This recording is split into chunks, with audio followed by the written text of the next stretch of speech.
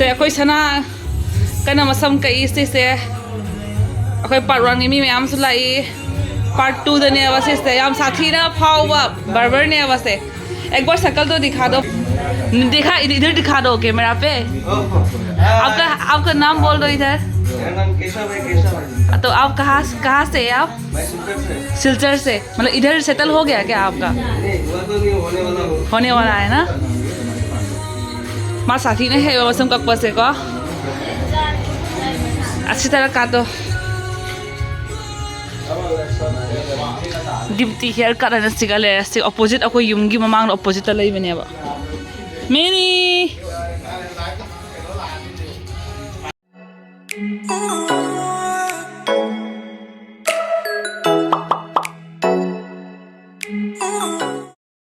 Good evening, ma'am. Ngasi se ma'am na hydra crispy bora ra kamai hoina de uchirak ke baba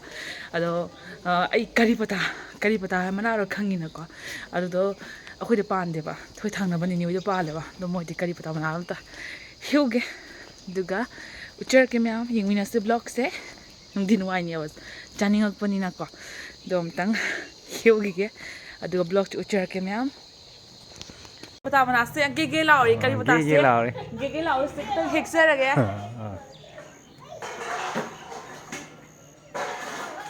आदि अली बदलाम ओ चिसिया अदो अनोवन आ सोम ना कंदे मसाली बद सोम the Manu हम द फजब म हंडौरी करी बता मना हे जावरम दरे हे क्या हम फजे हंगब्रा से से बोलो उनजली में बजे ना सजना मना असंग बसे मैम बोरा हौर से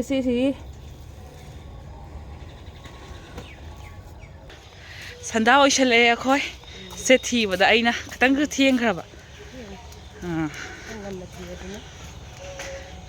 सजना मना ने असंग बसिना सिना फकपाई गा दुगैदी करी पतागा दुदि मैम जांगा चलगा हौरसी से थोंग रोल हौरसिन जे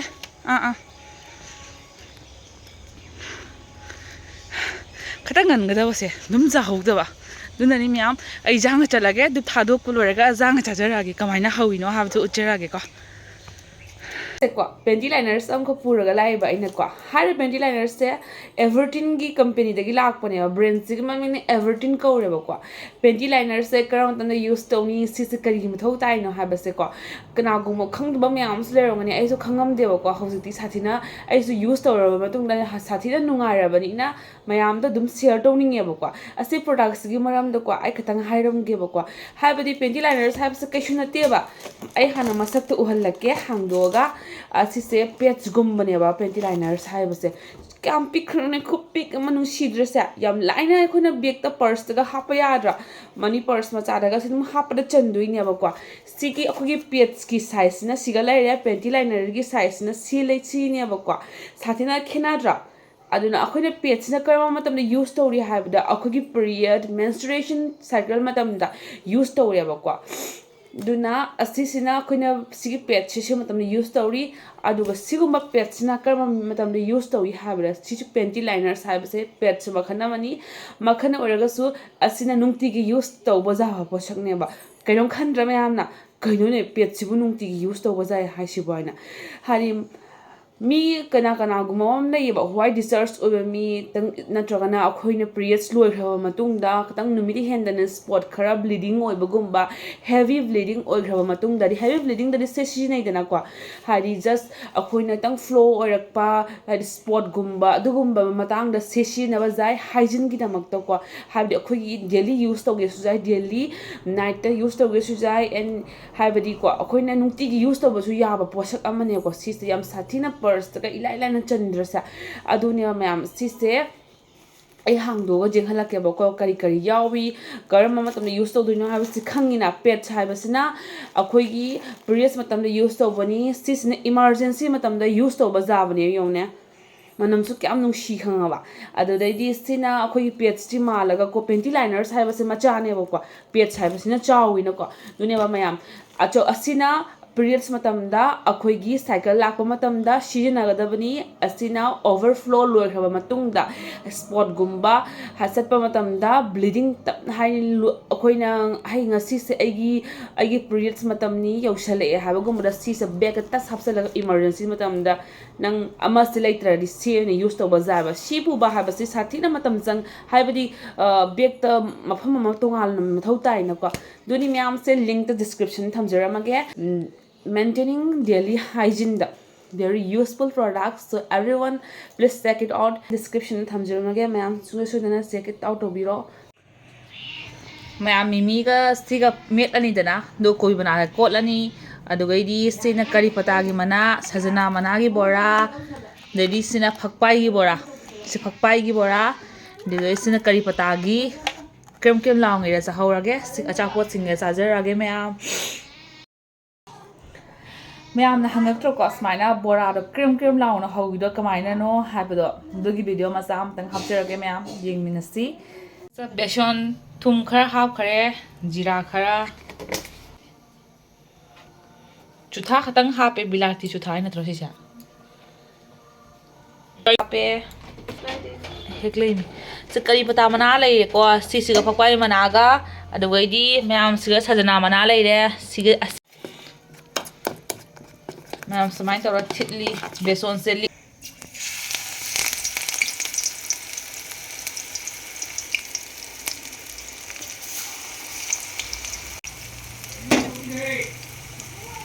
अहुम तासला थमेबा अहुम जबुन जबुन हौजनदोइनेबा सिना थाउदो तंग याम हापगा तावन्नबा मैसे पिक्तंग लैथरगा समाइना ओयेबा करी पता मनागा फक्फाई मनागा गिनी सिना अंगांग लथोखरगा अखोगी मोरक थाकपनी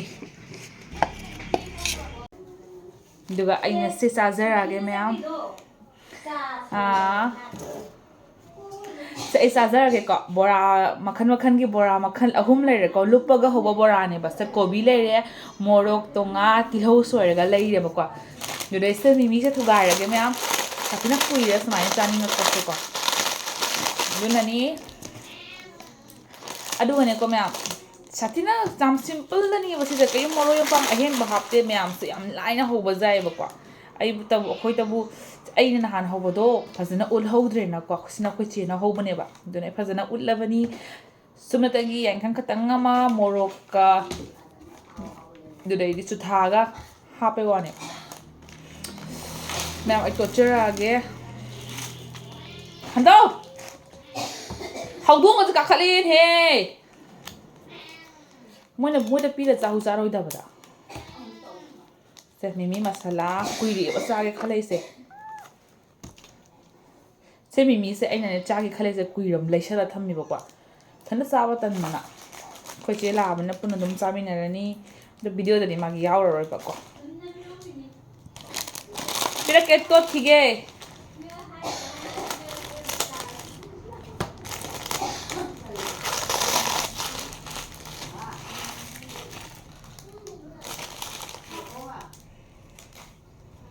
Hello lao cha na maro na mai ingani hawdong se ngone bu do ko ta polita cracker le sakti na haure the cracker se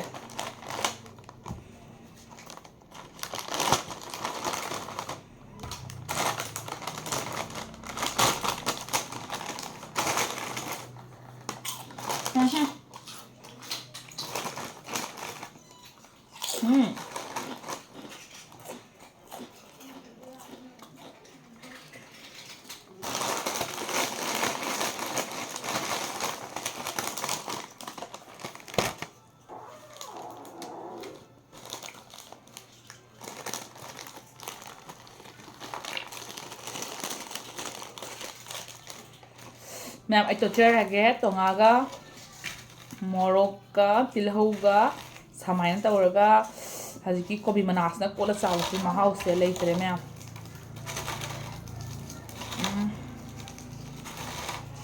Cina उहंद्रेबा सिगाइन happy रगे मोजी ꯑꯦ ꯁꯅꯥꯗꯤ ꯃꯣꯔꯣꯛ ꯆꯥꯗꯤ ꯀꯥꯎꯏꯅꯤ ꯀ꯭ꯔꯦꯀꯔꯁꯦ ꯃꯥ ꯆꯥꯖꯔꯅꯤ ꯃꯌꯥꯝ ꯑꯩ ꯆꯥꯕ ꯍꯧꯔꯒꯦ ꯂꯧꯕ ꯂꯥꯛꯑꯣ ꯑꯩ ꯆꯥꯕ ꯍꯧꯒꯠꯂꯦ ꯃꯌꯥꯝ ꯍꯥꯎꯔꯦꯍꯦ ꯆꯥꯁꯤꯒ ꯁꯦ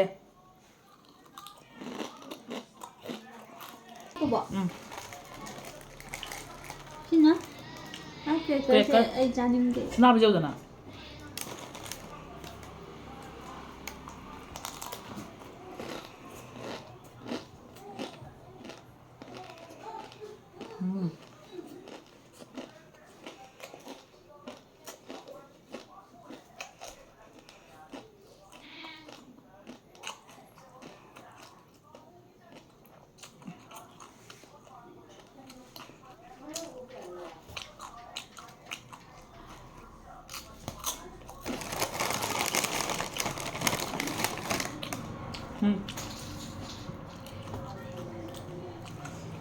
하오브나 그러네 거기 나는 거라고 어찌야 너 거기 만나 거 싸워 되나 어두워 뭐 하고 더 인터넷 하오래 세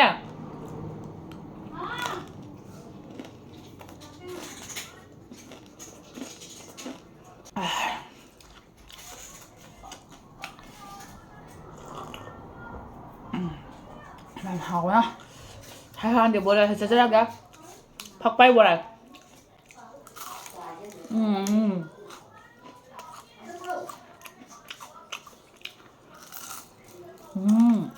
mẹ xỉa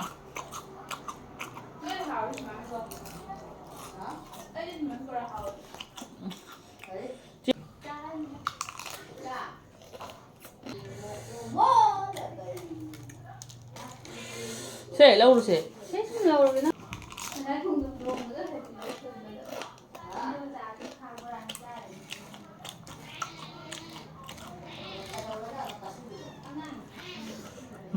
Anh thế ha.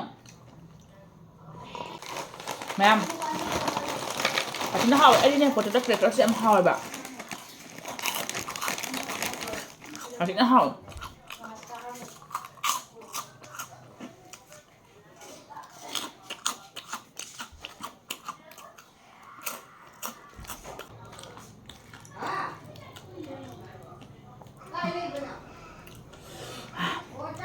Sina sajana mana agi Bora ne.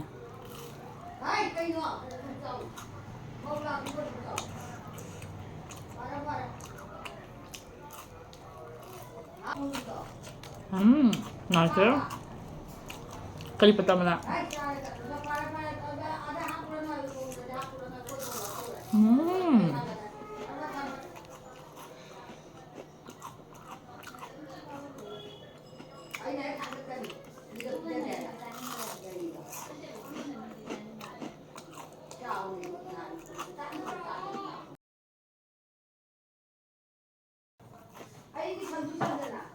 Nó hắc tôm bằng cái.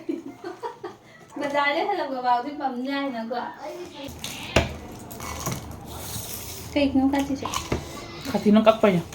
Mẹ em dùng cả cốc rồi sẽ lưới chả rơi mẹ em hầu mà nó xui lùi đấy. Xem phụ thuộc chơi thôi á. Mẹ em video sẽ tạm thời dừng rồi ok. Đi. Bye bye. Thank you for watching. Next vlog tầm unnersi. Cây nó hậu thùng chừng mà mình tất cả trong rồi.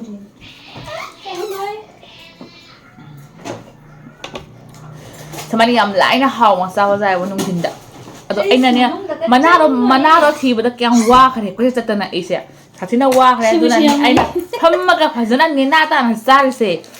ที่มาเอาพังนี่เสียว่ารู้บ่ดูกินนี่วะว่าจะเลยน้ำเสียก็เสียนะเขาเรียนนี่เสียจริงๆก็นี่ประตาที่จะประตาคนเอากันมาให้วันนี้ให้ด้วยอ่ะป้าคุยดิ bye bye ma'am thank you for watching ไอ้ปัก